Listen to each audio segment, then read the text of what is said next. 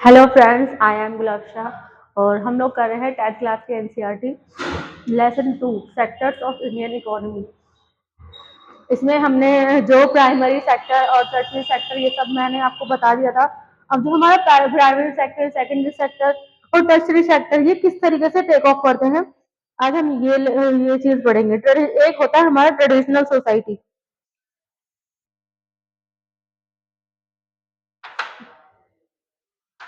एक होता है हमारा ट्रेडिशनल सोसाइटी, जो हमारी ट्रेडिशनल सोसाइटी ट्रेडिशनल सोसाइटी तो आप लोग सभी जानते होंगे कि अमीर लोग बेसिकली रिच एलिट लोग होते हैं उसमें। तो मार्केट के इंटरेस्ट के लिए जो हम एक्सटर्नल खर्चे होते हैं, जो मतलब उन लोगों को क्या है, ट्रेडिशनल में क्या है, अच्छी से अच्छी जो चीजें होती है ना वो लोग खरीदते हैं। उन लोगों को मतलब कीमत से कोई मतलब नहीं होता, बेसिकली पैसा इतना है। तो जो रिच एलिट पीपल हैं वो हमारी ट्रेडिशनल सोसाइटीज में आते हैं। लेकिन pre condition for take off में एक होता है, फिर एक होता है हमारा pre condition for take off. ठीक है, इसमें क्या आता है हमारा कमर्शियल एक्सप्लॉइटेशन और होता आता है of agriculture and extractive industry. जो हमारा कमर्शियल से रिलेटेड चीजें हैं, मतलब कमर्शियल क्या,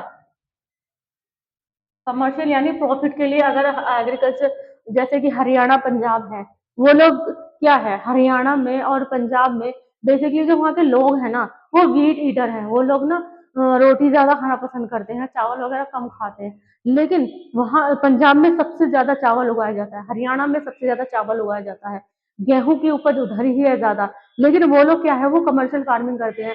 मतलब कमर्शियल फार्मिंग का मतलब होता है व्यापार।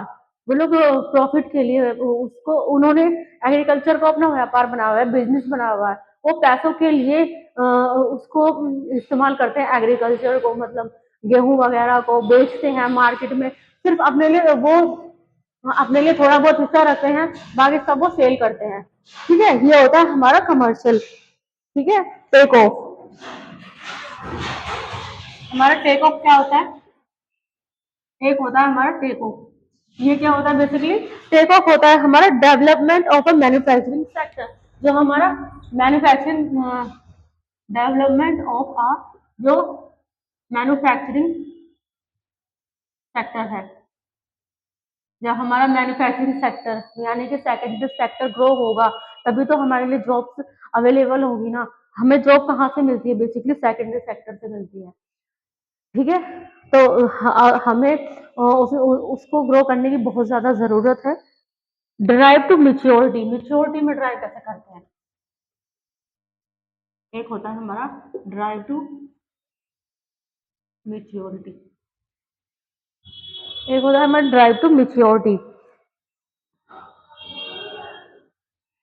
ये कौन कौन सा होता है, वाइडर, यानी ये वाइडर बेस होता है। जो हमारा कमर्शियल फार्मिंग होती है ना, कमर्शियल जो हमारा व्यापार होता है एग्रीकल्चर का, कमर्शियल फार्मिंग जो होती है वो वाइडर बेस पे होती है। इसमें हाई मास कंस्ट्रक्शन, जो हाई मास कंस्ट्रक्शन है एक वो होता है। तो ये है गाइस, अगर अब इस तरीके से इसी वे में इसको बनाएंगे तो आपको मार्क्स भी अच्छे मिलेंगे। आप इसे उसमें डाल सकते हैं, अपने एग्जाम्पल के तौर पर भी डाल सकते हैं और क्वेश्चन में इसको डालें, आंसर में डालें, इसलिए आपको अच्छे नंबर मिलेंगे। Reason for rise in tertiary sector, हमारा टर्सरी सेक्टर क्यों राइज कर रहा है, जो हमारा थर्ड सेक्टर इकोनॉमी है वो हमारा क्यों, क्योंकि ग्रोथ ऑफ बेसिक सर्विस, इसमें बेसिक सर्विस की जो ग्रोथ है हमारी वो बहुत अच्छी है टर्सरी सेक्टर में, क्योंकि इतनी प्राइमरी और सेक्टरी में सेकेंडरी में नहीं है। Increase of rise in income level, उसमें इनके हमारी जो इनकम लेवल है, मान लीजिए अभी मैं कोई छोटी जॉब पर लगी, उसके बाद थोड़े थोड़े दिन बाद मेरी सैलरी बढ़ती रहती है, लेकिन ये हमारा सेकेंडरी और टर्सरी सेक्टर में नहीं होता है। Growth of IT and IT enable service, IIT हमारी ये सब इनमें ग्रोथ होता है। Large number of people employed होते हैं टर्सरी सेक्टर में, अनएम्प्लॉयड नहीं होते हैं। बेसिकली ऑर्गेनाइज सेक्टर होता है हमारा जो टर्सरी सेक्टर होता है। और एम्प्लॉयमेंट ट्रेंड, एक होता है हमारा एम्प्लॉयमेंट ट्रेंड, जो कि हमारा टर्सरी सेक्टर में ही आता है। एम्प्लॉयमेंट ट्रेंड होता है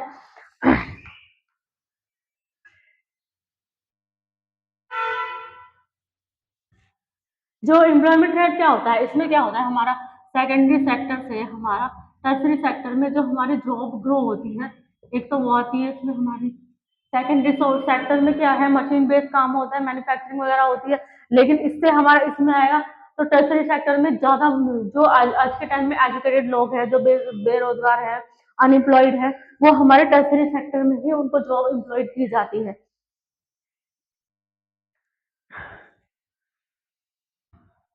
जैसे कि मान लीजिए एग्जाम्पल के टाइम पर industrial output went up by 9 type. Industrial output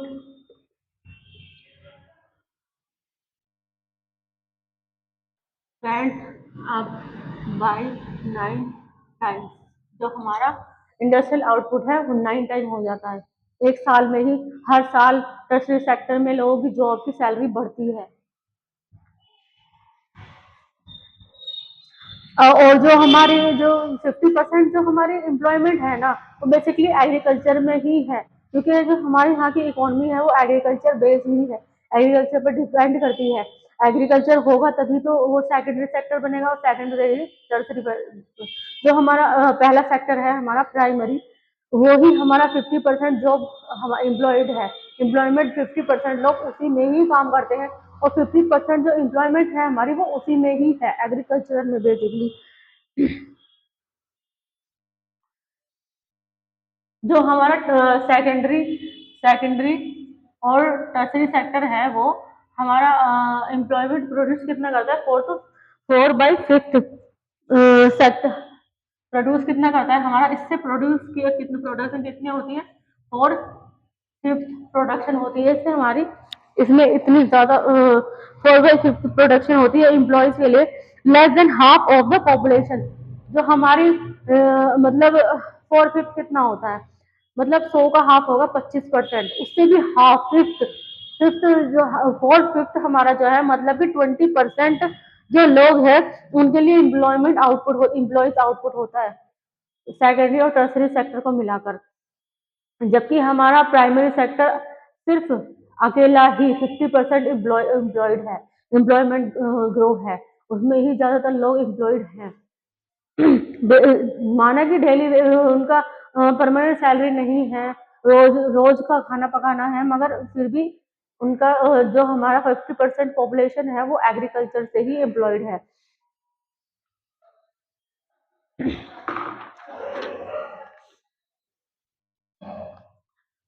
हम लोग मोर एम्प्लॉयमेंट कैसे जनरेट कर सकते हैं, मतलब और ज़्यादा एम्प्लॉयमेंट जो रोजगारी है उसको कैसे ला सकते हैं। इसलिए हम हमें क्या करना चाहिए, एग्रीकल्चरल इन्वेस्टमेंट करनी चाहिए। एग्रीकल्चर को हमारे बढ़ावा देना चाहिए, उसे अच्छा करना चाहिए। उसमें भी जैसे हमारी मल्टीनेशनल कंपनीज है, छोटी मोटी कंपनीज है, उसको भी वैसे ही चलाना चाहिए। मतलब जैसे अब एक कंपनी में 4 5 वर्कर हैं या 10 भी हैं, तो वैसे ही एक लैंड पर इतने उसका पर स्क्वायर किलोमीटर की, हाँ इतना ये डेली वेज ये डेली है, और मंथली इनकम सैलरी इतनी मिलेगी, उस पर डिपेंड होना चाहिए। तो हमें जो है ना एग्रीकल्चर में इन्वेस्टमेंट करना चाहिए। एग्रीकल्चर के लिए अच्छी अच्छी जो किस्में हैं वो अच्छी अच्छी सीड वेराइटीज लानी चाहिए, जो कि हमारी सरकार कर भी रही है। इंफ्रास्ट्रक्चर डेवलपमेंट करनी चाहिए। अब किसी भी जगह का तुम्हें डेवलपमेंट करने के लिए मान लीजिए वहाँ का जो इंफ्रास्ट्रक्चर है, जैसे कि रोड वगैरह, सड़कें, ड्रेनेज वगैरह है, इनको भी तो हमें डेवलप करना होगा ना, तभी तो वो एरिया ग्रो होगा। इंफ्रास्ट्रक्चर डेवलपमेंट बहुत जरूरी है। Division of formal national credit facilities का होना जरूरी है, बैंकिंग द्वारा जो होता है हमारा।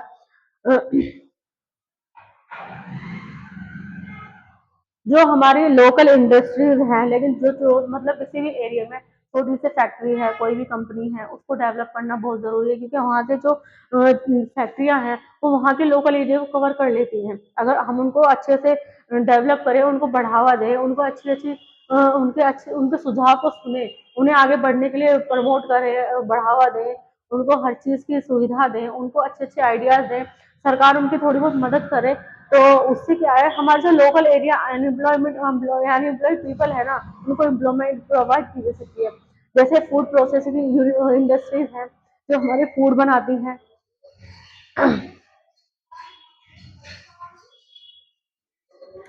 टूरिज्म को बढ़ावा देना चाहिए। अगर किसी मतलब किसी भी शहर में, हमारे यहाँ यूपी में तो बहुत सारी ऐसी जगह है जहाँ लोग घूमने आते हैं। ताजमहल है और जी बहुत सारी जगह है जहाँ लोग घूमने आते ही आते हैं। टूरिज्म को हमें बढ़ावा देना चाहिए, प्रमोट करना चाहिए, बेस एम्प्लॉयमेंट को बढ़ाना चाहिए। जैसे कि मनरेगा स्कीम सरकार ने डाली हुई है, उसको भी बढ़ावा देना चाहिए हमें। सेल्फ एम्प्लॉयमेंट का रुझान होना चाहिए। जो रूरल यानी कि विलेज और अर्बन, उनका भी डेवलपमेंट होना बहुत जरूरी है। ठीक है guys. Organise sector, organise sector में क्या होता है, रेगुलर एम्प्लॉयमेंट होती है। लेकिन अनऑर्गेनाइज सेक्टर में क्या होता है, स्मॉल एंड स्कैटर यूनिट्स होते हैं, लो पेड इरेगुलर वर्कर होते हैं। और ऑर्गेनाइज सेक्टर में under civil law, that is factories act, wages act, ये सब आए हुए हैं। लेकिन वही unemployed sector, unemployed organise sector में सीजनल नेचर ऑफ वर्कर होता है, 4 महीने काम है लेकिन 8 महीने नहीं है। सोशल सिक्योरिटी हमारी ऑर्गेनाइज सेक्टर में होती है, लेकिन अनऑर्गेनाइज सेक्टर में हमारी नो सोशल सिक्योरिटी, उसमें कोई सामाजिक सिक्योरिटी हमारी है नहीं। और ऑर्गेनाइज सेक्टर में फॉर्मल प्रोसेस एंड प्रोसीजर्स आते हैं हमारे, लेकिन अनऑर्गेनाइज सेक्टर में covers almost 80% of employment. Organise sector में security of employment and labour laws हैं। सिक्योरिटी ऑफ एम्प्लॉयमेंट है, हम अपने रोजगार को बचा सकते हैं, और लेबर लॉज भी हमारे लिए बने हुए हैं, वो ऑर्गेनाइज सेक्टर में है। लिमिटेड और नो प्रोटेक्शन, ये है हमारा अनऑर्गेनाइज सेक्टर में। उसमें ऐसा हमारे लिए ना तो सोशल सिक्योरिटी है, ना सिक्योरिटी एम्प्लॉयमेंट है, ना कोई लेबर लॉज बना हुआ है। ठीक है गाइस। तो जो हमारी कैटेगरी होती है वो क्या होती है, हमारे ऑर्गेनाइज सेक्टर की ऑक्यूपेशन होता है स्मॉल एंड मार्जिनल फार्मर्स, उनके लिए वो ऑक्यूपाइड होते हैं। नेचर ऑफ एम्प्लॉयमेंट होता है, डिस्ट्रेस होता है, सर्विस होती है। ठीक है गाइस। तो ये था हमारा chapter 2 sectors of Indian economy, ये यहीं पर खत्म होता है। अगर आप लोगों को किसी भी तरह का कोई भी ट्यूशन पढ़ना हो, 5th से लेकर 12th तक, तो हमारी अकेडमी हर सब्जेक्ट में हर ट्यूशन पढ़ाती है। आप हमें कॉल कर सकते हैं, नीचे कैप्शन में हमारे अकेडमी का नंबर है। आप लोग उर्दू में इंटरेस्टेड है तो हम लोग उर्दू वगैरह भी पढ़ाते हैं, माइनर कुरान सिर्फ अरबी एंड एसएससी सीजीएल वगैरह की तैयारी करवाते हैं। कई अगर आप लोग क्लास लेंगे ऑनलाइन या ऑफलाइन, तो हम आपको प्रॉपर नोट्स प्रोवाइड करेंगे, प्रॉपर नोट्स बनवाएंगे इजी वे में, अब इजी लैंग्वेज में, जिससे कि आपको अच्छे से हर चीज समझ में आए। ठीक है गाइज। लाइक और सब्सक्राइब करना मत भूलिएगा। Thank you so much.